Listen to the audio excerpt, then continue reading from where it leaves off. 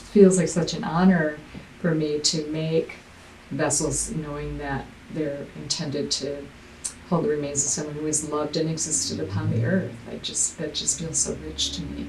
When you think of ceramics, you might think of pots, vases, or mugs. Anne Russ is a ceramicist who owns her own studio on Barriga Avenue in Marquette. She's created a name for herself by making a unique type of ceramic, urns. It all started for Anne somewhat unintentionally. While taking a ceramics class at Northern Michigan University, she was assigned to make something of personal significance. Anne lightheartedly decided to make herself a memorial urn. She didn't realize it at the time, but that assignment would lead her to not only her career, but her passion. The urn that I ended up making for myself was very architectural looking. It had 6 sides, it had a pointed roof, cutouts in the roof. It had a symbol that I carved in the front that came to me in a dream. And it sits in my home on a shelf, and I see it every day. So it's kind of a focal point for me in realizing that life is short and to savor each moment. It became a focus and a direction and a passion for my work. I didn't intend to become an urn maker, and it never even occurred to me. Rather, I think that it's work that claimed me.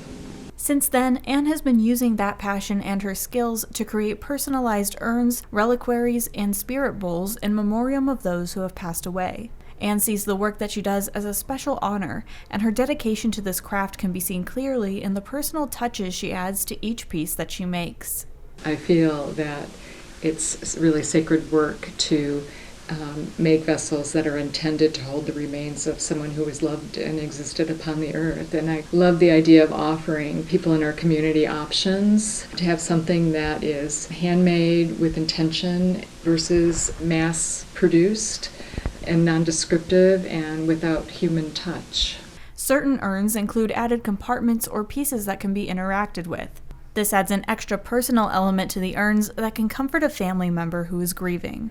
What I hope to invite with my work is for people to interact with the urn in some way. For example, some of the urns I make have little bowls, and people can write little handwritten messages and put them in the bowl and set them on fire with the idea that it would reach the spirit of their loved one. Or they can use it for incense or to hold an object that's of special significance for them. But it's really inviting that opportunity for people to personalize and create for themselves an end-of-life ceremony or ritual that's meaningful for them. And I think that helps with their grieving process and healing.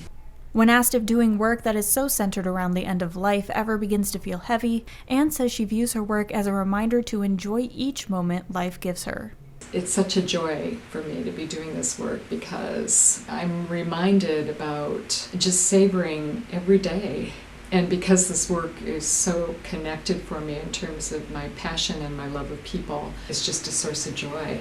Reporting in Marquette for ABC 10 and the CW5, I'm Lily Simmons.